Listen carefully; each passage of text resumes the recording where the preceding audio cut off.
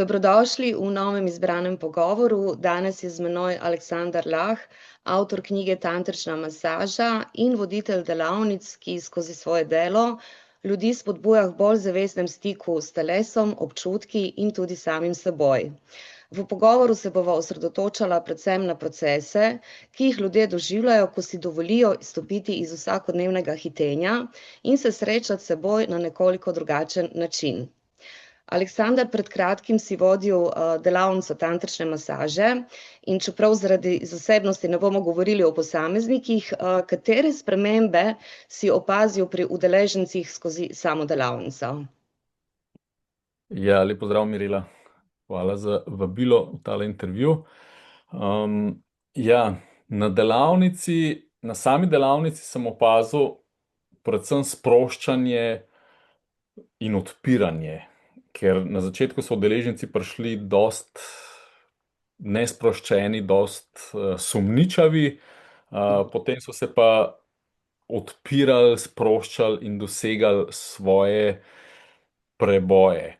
Zdaj, meni je bolj pomembno, kaj so oni dosegli po sami delavnici, in zaradi tega sem jaz poslal en vprašalnik, da so mi sporočili, kako je delavnica, kako se jim je sama delavnica zdela, pa predvsem, kakšne spremembe so opazili po delavnici. In tukaj sem zbral te njihove odzive. Saj na spletni strani so objavljene tudi dejanska njihova pričanja, ampak midva bova tukaj bolj en povzetek naredila, da ne greva preveč na dolgo in široko. Bistvene stvari, ki so se meni zdele res pomembne, so bile nov odnos do spolnosti, nov pogled na seks oziroma na ljubljenje. Potem več sproščenosti in sprejemanja, predvsem sebe. Manj zadrege, več spoštovanja in komunikacije, spet sebe in komunikacije s partnerjem. Potem so poročali o manj sramežljivosti in manj ugajanja, ker poročali so o tem, da so prej več ugajali v spolnosti, potem so pa ugotovili, da jim pristnost prinese boljše rezultate.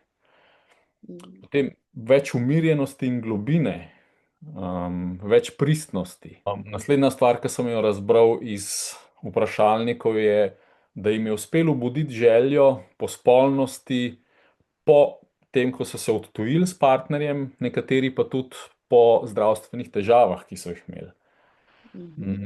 Potem so opažali, da so uspeli priti do ljubljenja brez moškega izliva. Tukaj poudarjam moškega izliva, zaradi tega, ker nekaterim je uspel doseči tudi ženski izliv, ki je dobrodošel in ki ne izčrpa in ne vzame naboj v sami spolnosti, medtem ko moški izliv je ponavadi pavza ali pa celo konec spolnega odnosa. In uspel se jim je ljubiti brez moškega izliva ali pa vsaj, da ni bilo prehmalo. Potem prebujanje nežnosti in erotičnosti v samem sebi. To je tudi ena poročala o tem, ki je izgubila malo te občutke, in je spet prišla do njih. Potem več energije na splošno, tudi po napornem delovniku. To se mi tudi zdi pomembna stvar, zaradi tega, ker v resnici seks ni sam sebi namen, ampak spolnost želimo imeti zaradi tega, da nas napolni, da nas poveže s partnerjem, pa tudi, da bolj funkcioniramo v vsakdanjiku, se pravi v službi, v družbi, pri delu, v odnosih. Potem so poročali tudi o boljšem odnosu s samim sabo, s partnerjem in drugimi, se pravi, da so imeli boljše odnose z ljudmi, kar jaz tudi pripisujem temu, da so se nekako boljše počutili v sebi in so bili rezultat boljši odnosi. Potem poročajo, da si zdaj končno uspejo vzeti čas za njiju, ker na delavnici je bilo tokrat res večina so bili pari. Včasih je več posameznikov, ki pride na delavnico, tokrat nas je bilo več, oziroma jih je bilo več v parih. In dobro se jim zdi, da si končno uspejo vzeti čas za njiju, da je to kvaliteten čas, ne pa tisto, moramo si vzeti zdaj pač 15 minut za seks, ampak da imamo kljukico, da še seksava. To jim ni bilo všeč in jim je všeč, da sta zdaj z užitkom, da uživata en ob drugem. Pa mogoče bi tukaj poudaril tudi to, da mogoče nekdo, ki se še ni srečal s tantro pa s temi stvarmi, misli, da ko nekdo reče, da se ljubi 2 ure, da to pomeni, da je tako kot v porničih 2 ure akcije. Ampak tukaj gre bolj za, je verjetno, to mogoče poročam iz mojega spolnega življenja, je dosti tudi divjega in strastnega, ampak je pa tudi veliko crkljanja, povezovanja, pa mogoče tudi pogovarjanja, pa mogoče tudi se kakšna solza, pa kakšen smeh potoči. To se mi zdi pomembno povedati, da imamo eno idejo, kaj sploh je v tantri seks, da ni to nekaj, kar je v porničih. Potem zaznal sem v teh vprašalnikih tudi nov občutek harmonije s partnerji, se pravi, da so med partnerji zaznali nove harmonije. Potem eni so bili hvaležni in so jim veliko pomenile tudi močne energetske in dihalne vaje, ki smo jih delali na delavnici. Pravijo, da so jih zelo dobro podprle. Nekdo poroča o tem, da se je naučil upoštevati svoje meje in spoštovati tudi meje druge osebe, da je tej osebi prinesel en lep korak naprej v spolnosti.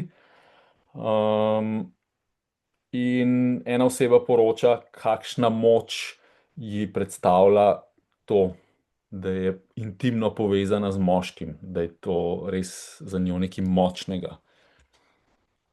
To je nekako povzetek tega, kar so poročali po delavnici.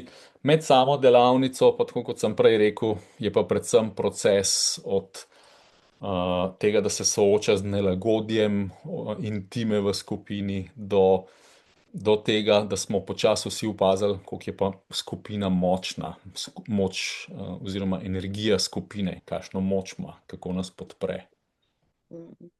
Zdaj, vse to, kar si naštel, si opazil seveda na podlagi pričevanj udeležencev delavnice.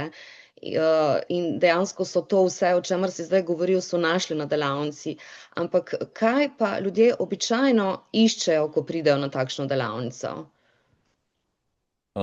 Ja, tako je. To se zgodi na delavnici. Preden pa pride na delavnico, imajo pa ponavadi pričakovanja oziroma želje, da obnovijo povezavo med partnerjema, da spet prinesejo en naboj, eno kemijo, eno intimo, da obnovijo libido. Potem eni pridejo tudi določeni moški, da najdejo pot od prezgodnega izliva do dolgotrajnega ljubljenja. Ker z izlivom samim po sebi ni nič narobe, je pa problem to, če je pač prezgodaj, če se zgodi prej, kot ti želiš. Zato pravim, da iščejo pot od prezgodnega izliva do dolgotrajnega ljubljenja. In en par je poročal ravno o tem in sem bil zelo vesel za njiju. Potem spet čutenje užitkov. Nekateri, predvsem pri ženskah, opažam, da se prijavljajo na delavnico zaradi tega, ker imajo občutek, da seks ni to, da ne uživajo, pa da vejo, da bi pa lahko bolj uživale v tem. Pri moških to manj opažam, da prihajajo s tem, ker se ali ne vejo, da obstajajo globlji užitki, ali pa jih že čutijo. To tudi jaz ne vem, kaj imajo točno v mislih. Ampak ja, spet čutenje globljih užitkov. Zdaj, delavnica je potekala v juniju, začetek junija, naslednja bo oktobra, se mi zdi. Tako da zdaj vmes mogoče lahko tudi majčkeno bolj spregovorimo o tvoji knjigi Tantrična masaža. Pa če mogoče lahko samo tako na hitro povzameš, komu je pravzaprav ta knjiga namenjena? In Ja, kaj v njej lahko najde? Ja, knjiga Tantrična masaža je zelo dober uvod za ljudi, ki se želijo malo spoznavati s tantro, s tantrično masažo, s tem, kaj tantra sploh je. Ni pa samo uvod, zaradi tega, ker knjiga vsebuje praktične vaje, knjiga vsebuje zelo konkretne step by step oziroma korak za korakom napotke. Vsebuje tudi zelo močne vaje, ki jih jaz priporočam, da jih ljudje vključijo v svoj vsakdan, zaradi tega, ker zmotno je prepričanje, da boš ti ne vem kakšne korake naredil s tem, ko boš mogoče samo eno knjigo prebral ali pa šel na eno delavnico. Največ koraki se naredijo, ali pa saj taki trajni, ko ti vlagaš vsak dan nekaj malega. To je pomembno, mogoče ljudje ne želijo tega slišati, da je pač treba vsak dan si nekaj časa vzeti za eno svojo redno prakso, ampak po mojih izkušnjah je to zelo pomembna in dragocena stvar. Kljub temu, da knjiga in tudi delavnica ti lahko naredi en preboj, ampak fajn je potem to negovati naprej. Mm. Pa bi lahko rekli, da je knjiga primerna bolj za nekoga, ki se s tantričnim delom prvič srečuje, ali je tudi za tiste, ki že nekaj vedo na to temo? Oboje. Jaz svetujem, da se knjigo tudi večkrat vzame v roke, zaradi tega, ker ko si kot začetnik jo bereš na en način, potem ko usvojiš že ene stvari in ko knjigo spet bereš, greš v novo globljo plast in se ti nove stvari odkrijejo. No, jaz mislim, da je zdaj poletje idealen čas za branje tantrične masaže in tudi za prakso, a ne? Ker nam ta obdobje leta dejansko to nekako spodbuja in podpira, a ne? To predajo užitkom tudi, a ne? In stiku s sabo. Potem pa oktobra izvedeš naslednjo tantrično delavnico, ne? Tako da vsi tisti, ki so že nekaj slišali, mogoče vmes prebrali knjigo in jih bo še bolj pritegnila ta tematika, se lahko pridružijo oktobra. Ali nam lahko poveš, v bistvu, kaj bo oktobra se dogajalo na delavnici? Bo to tak podoben format, kot si ga izvedel zdaj junija, ali bo nekaj drugega? Tako je, delavnica bo podobnega formata, kot je bila ta. Se pravi, to je začetna delavnica za popolne začetnike. Je pa, tako kot si rekla, dober čas za to, da zdaj čez poletje na dopustih mogoče v roke vzamejo knjigo, pa mogoče pogledajo kakšne videe, ki sva jih tudi midva posnela, pa še kakšne druge videe, da si malo približajo, da imajo malo občutek, zakaj sploh gre pri vsej tej stvari. Potem pa, če začutijo željo, niti ni treba začutiti res veliko poguma, že malo poguma je dost, zaradi tega, ker v resnici imamo zelo varen prostor, pol se pa lahko udeležijo delavnice. Tukaj, ko govorim o tem pogumu, sem se spomnil zdaj na to, en par je omenil naslednji dan, ko smo se spet dobili zjutraj, ko jih vedno vprašam, kako so, kakšna je bila noč, kako so preživeli, kako so vaje delali, za en par je bila glavna stvar to, včeraj sva bila čisto trda od strahu, potem sva pa počasi videla, da to ni to grozen, danes pa čutila, da sva veliko bolj sproščena in da je to vse v redu. Tako da ena pomembna stvar se mi zdi tudi to, da verjetno ima veliko ljudi idejo, tantra, to je nekaj tazga umetelnega, znanstvenega ali pa težko dostopnega, ampak v resnici na delavnici ljudje spoznajo, da mi odkrivamo tantro, ki je že v nas. Da tantra je samo fancy ime za nekaj, kar je vgrajeno v to biti človek, pa v to moški-ženska, pa odnos moški-ženska. In jaz sem ravno zadnjič sem prav napisal ene pesmi o tem, kako čudovito je biti človek, kako čudovito je biti moški ob ženski, samo biti moški ob ženski, kakšna kemija, pa kakšne energije se začnejo pretakati, brez da bi imel ne vem kakšno znanje tantre ali pa ne vem česa.